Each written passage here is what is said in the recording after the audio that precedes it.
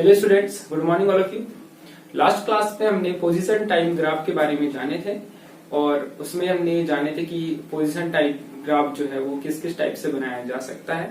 ठीक है, आज की क्लास में हम पोजीशन टाइम ग्राफ का एप्लीकेशन देखेंगे। क्या एप्लीकेशन होता है पोजीशन टाइम ग्राफ का, तो यहाँ पर हम पोजीशन टाइम ग्राफ का यूज करके वेलोसिटी फाइंड आउट कर सकते हैं। किसी भी ऑब्जेक्ट की वेलोसिटी क्या होगी वो हम पोजीशन टाइम ग्राफ को देखकर बता सकते हैं। ठीक है, तो आज का टॉपिक हमारे पास है calculation of velocity from position time graph. ठीक है, तो किस तरीके से हम वेलोसिटी का कैलकुलेशन करेंगे। ठीक है, तो पहले हम जनरल तरीके से देखते हैं कि वेलोसिटी होती क्या है। Velocity is equal to actually में क्या होता है, velocity is equal to final position minus initial position divide by time interval. ठीक है, डिवाइड बाय टाइम इंटरवल या टाइम। आ रही बात समझ में? इसको हम बोलते हैं वेलोसिटी इज इक्वल टू होता है displacement upon time, displacement upon time. ठीक है, ये फार्मूला आपको पता होगा कि वेलोसिटी इज इक्वल टू क्या होता है, डिस्प्लेसमेंट अपॉन टाइम होता है। यहाँ पे हम डिस्प्लेसमेंट की बात करें तो डिस्प्लेसमेंट एक्चुअली में क्या है, ऑब्जेक्ट की final position minus initial position, इसी को हम बोलेंगे डिस्प्लेसमेंट। ठीक है, या हम बोल सकते हैं फाइनल पोजीशन की जगह हम क्या लिख सकते हैं, फाइनल पोजीशन को यदि हम मान लेते x2 और इनिशियल पोजीशन को हमने मान लिया x1, तो क्या लिखोगे इसको x2 माइनस x1। और यदि टाइम इंटरवल की बात करें हम, तो टाइम इंटरवल यदि हमने फाइनल टाइम t2 मान ली और इनिशियल टाइम t1 मान लिए, तो ये हो जाएगी हमारे पास वेलोसिटी। तो ये हो गया हमारे पास वेलोसिटी का फार्मूला। आ रही बात समझ में? यदि कोई ऑब्जेक्ट x1 पोजीशन से x2 पोजीशन में जा रहा है, ठीक है, तो डिस्प्लेसमेंट कितना होगा, x2 माइनस x1 होगा। और यदि कोई ऑब्जेक्ट x1 पोजीशन में यदि टाइम हमने मान ली t1 और x2 पोजीशन का टाइम मान ली t2, तो टाइम इंटरवल क्या होगा, t2 माइनस t1 होगा। ठीक है, तो इस तरीके से हम वेलोसिटी निकाल सकते हैं। आ रही बात समझ में? अब हम ग्राफ का यूज करके ये देखेंगे कि ये वेलोसिटी किसके बराबर होगी। तो ये वेलोसिटी एक्चुअली बराबर होती है स्लोप ऑफ ग्राफ के, स्लोप ऑफ ग्राफ। और ये स्लोप ऑफ ग्राफ क्या होता है, ये एक्चुअली में होता है टेन थीटा। टेन थीटा की वैल्यू जो होगी वो वेलोसिटी के इक्वल होगी। यदि हम टेन थीटा की वैल्यू निकाल लेते हैं, जिसको हम क्या बोलते हैं, स्लोप ऑफ ग्राफ। ठीक है, तो हमें वेलोसिटी की वैल्यू फाइंड आउट हो जाएगी। आ रही बात समझ में? ठीक है, तो अब हम स्लोप ऑफ ग्राफ को प्रूव करने वाले कि slope of graph is equal to velocity होता है। ठीक है, और टेन थीटा भी होता है। ठीक, तो टेन थीटा की वैल्यू क्या होती है बताइए। Tan theta is equal to होता है, ये हमारे पास ग्राफ बना हुआ है यूनिफॉर्म मोशन का। ठीक है, यूनिफॉर्म मोशन मैंने आपको बताया था क्या होता है, इक्वल टाइम ऑफ इंटरवल में यदि कोई ऑब्जेक्ट इक्वल डिस्टेंस ट्रेवल कर रहा हो, ठीक है, उसको हम बोलते हैं यूनिफॉर्म मोशन। तो यहाँ पर यूनिफॉर्म मोशन का ग्राफ जो बनता है हमेशा स्ट्रेट लाइन में बनता है। तो हमने ये मान के चले कि ऑब्जेक्ट इनिशियल पोजीशन ऑब्जेक्ट की x1 है यहाँ पर। ठीक है, ये x1 इनिशियल पोजीशन और x2 फाइनल पोजीशन है, मतलब ऑब्जेक्ट x1 से x2 की ओर जा रहा है। ठीक है, जब ऑब्जेक्ट x1 में था तब टाइम था t1 और जब ऑब्जेक्ट अपनी फाइनल पोजीशन में पहुंचा तब टाइम है t2। ठीक है, आ रही बात समझ में? यहाँ पर हमने ये वाला जो टाइम है t2 ले लिया। ठीक, अब यदि हम टेन थीटा की वैल्यू निकालते हैं, टेन थीटा की वैल्यू निकालते हैं, ठीक है, तो tan theta is equal to इस ट्रायंगल में देखिए, ये ट्रायंगल यहाँ पे एंगल थीटा बन रहा है। यहाँ पे मैंने स्ट्रेट लाइन ड्रा किया, ये एंगल कितना है, मान लो थीटा है, कुछ भी हो सकता है एंगल। 90 से कम ली हमने यहाँ फिलहाल में। ठीक है, इस कंडीशन में ये वाला एंगल भी थीटा होगा क्योंकि ये दोनों लाइन कैसी है, पैरेलल लाइन है एक दूसरे के।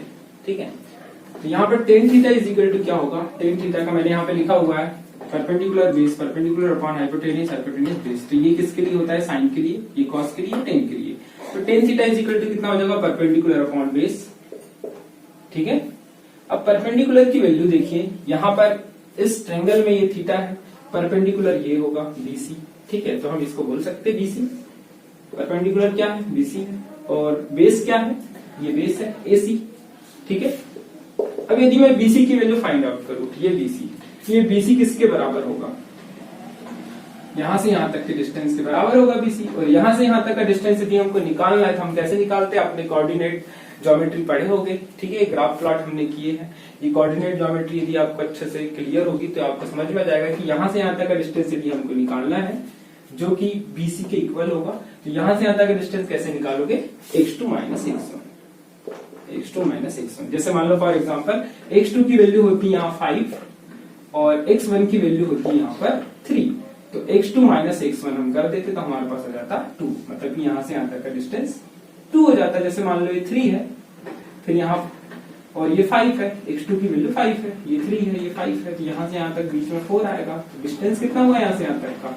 2 ही तो आएगा डिस्टेंस, ठीक है। x2 माइनस x1 किसके बराबर हो जाएगा? 2 के बराबर हो जाएगा, ठीक है। आ रही बात समझ में? तो ये मैंने सिर्फ एग्जांपल लिया है यहाँ पे, ठीक है। तो BC किसके बराबर हो जाएगा? x2 माइनस x1 के बराबर हो जाएगा। डिवाइड बाय AC की बात करें तो AC यहाँ पर देखिए, ये AC है, तो AC किसके बराबर होगा? T2 माइनस T1 के बराबर होगा, ठीक है। T2 माइनस T1, तो ये एक्चुअली में किसके बराबर है? ये वेलोसिटी के बराबर है। वेलोसिटी इज इक्वल टू होता है x2 minus x1 divide by t2 minus t1, displacement upon time. आ रही बात समझ में? ये मैंने पहले यहाँ पे स्टार्टिंग में लिख दिया है, तो यहाँ पर आपको समझ में आ गया होगा कि यदि हम स्लोप ऑफ ग्राफ निकाल लेते हैं, slope of graph that means tan theta, तो हमें वेलोसिटी की वैल्यू मिल जाएगी। Slope of graph is equal to होता है वेलोसिटी। आ रही बात समझ में? ठीक है। तो इस पर बेसिस हम कुछ न्यूमेरिकल भी करेंगे, ठीक है, ताकि आपको इसका कंसेप्ट और अच्छी तरीके से क्लियर हो जाए, ठीक है। इतना नोट करिए सबसे पहले, बहुत ही आसान टॉपिक है ये।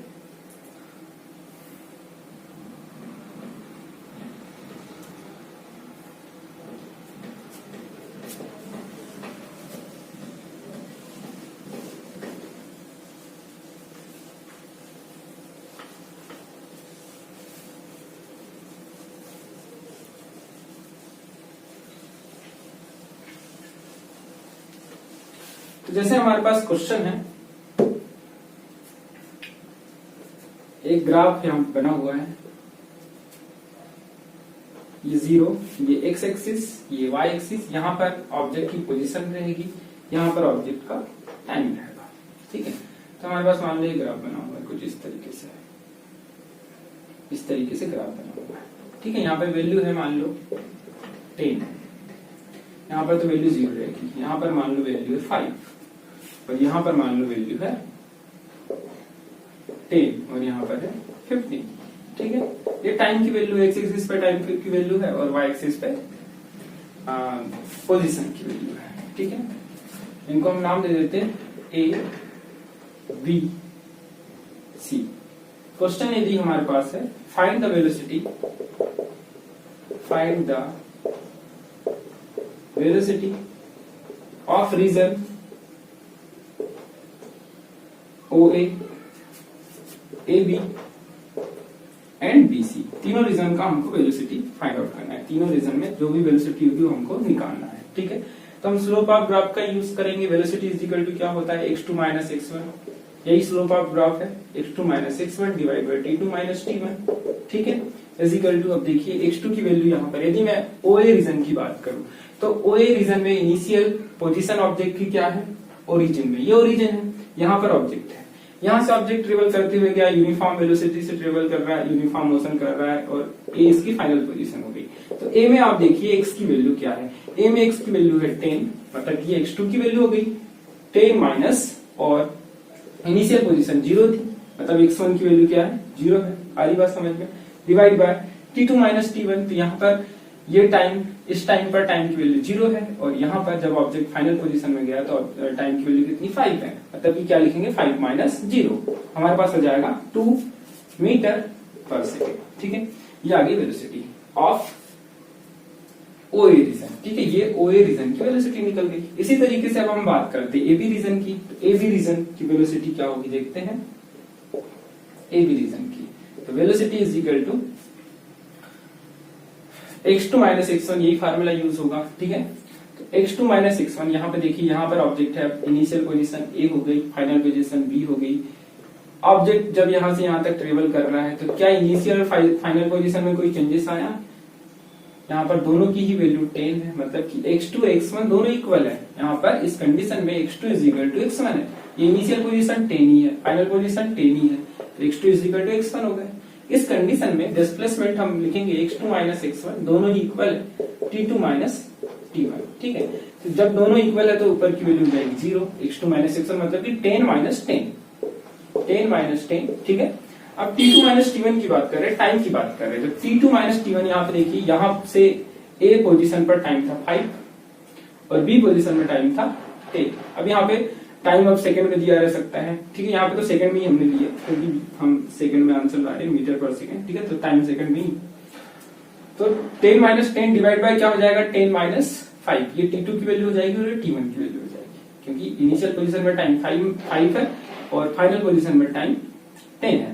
10 - 5, इससे तो कोई इफेक्ट पड़ता नहीं है हमें। 10 - 10 0 हो गई, 0 बाय नीचे कोई भी वैल्यू हो हमेशा आंसर क्या जाएगा 0 मीटर पर सेकंड। इसका मतलब क्या हुआ कि ऑब्जेक्ट रेस्ट में है। यदि इस टाइप का ग्राफ बनता है जो कि एक्स एक्सिस से पैरेलल हो, इसका मतलब ये हमको समझ में आता है कि ऑब्जेक्ट जो है वो रेस्ट में है। आ रही बात समझ में? इस टाइप का मोशन जब हो रहा है तो ऑब्जेक्ट की वेलोसिटी क्या आई 2 मीटर पर सेकंड। यूनिफॉर्म मोशन हो रहा है और ऑब्जेक्ट की वेलोसिटी पॉजिटिव आ रही है, ध्यान रखिएगा, ठीक है। अब हम बात करते हैं बीसी रीजन की। तो बीसी रीजन में आते हैं अब वेलोसिटी ऑफ बीसी रीजन, ठीक है। तो बीसी रीजन में देखिए velocity is equal to x2 - x1 की यहाँ पर ये इनिशियल पोजीशन हो गई, ये फाइनल पोजीशन हो गई। अब ऑब्जेक्ट जो है अपनी जहां से स्टार्ट किया था, ऑब्जेक्ट ने ओरिजिन से स्टार्ट किया था वहीं वापस जा रहा है, क्योंकि यहाँ पर x की वैल्यू 0 हो जाएगी, ठीक है। मतलब कि डिस्प्लेसमेंट मतलब जहां पे ऑब्जेक्ट आया, जहां से स्टार्ट किया था ऑब्जेक्ट ने, उसी पॉइंट पर वापस आ गया, ठीक है। तो ये हो गई इनिशियल पोजीशन, ये हो गई फाइनल पोजीशन। हम क्या करते हैं final position minus initial position.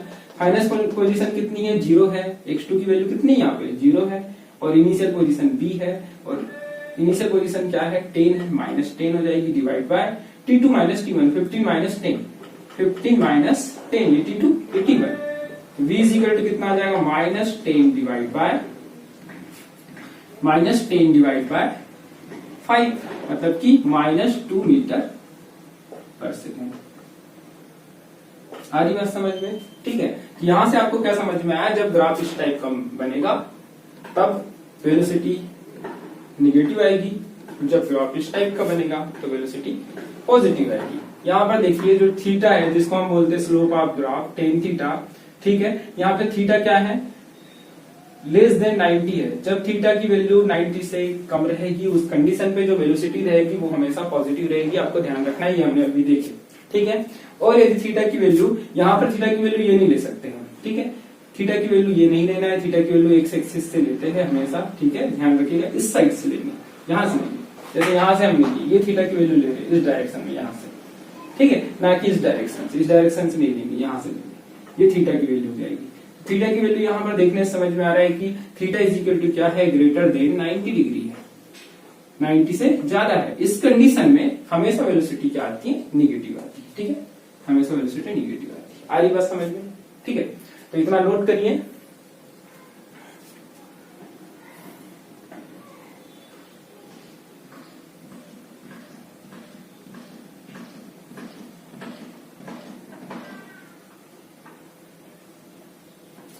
अब आपको मैं एक क्वेश्चन देता हूं होमवर्क में जो लगभग ऐसे ही रहेगा, आपको करना है।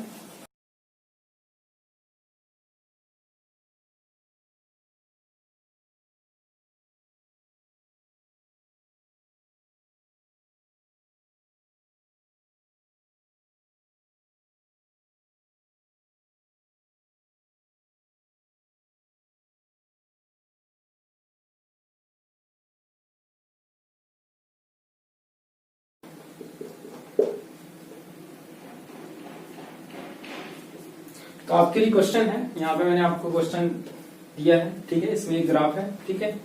ग्राफ में ये एक्स वाई एक्सिस पे पोजीशन है ऑब्जेक्ट की, यहाँ पर टाइम है, ठीक है। और ग्राफ कुछ इस तरीके से बना हुआ है, ठीक है। ये सारी वैल्यू है, पोजीशन यहाँ 20 30, यहाँ पे टाइम की वैल्यू 0 2 4 5, ठीक है। हमें निकालना है यहाँ पे find the velocity of region O A region की velocity, A B B C and C D, A B BC and CD region की वेलोसिटी हमको फाइंड आउट करना है। जैसे मैंने इसके पहले आपको एग्जांपल में समझाया था उसी तरीके से आपको करना है, ठीक है। ये क्वेश्चन नोट करिए।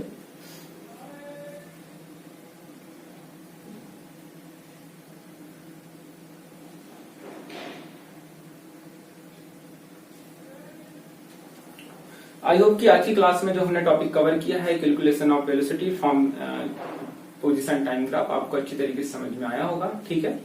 तो आज की क्लास को हम यहीं पे एंड करते हैं। Thank you.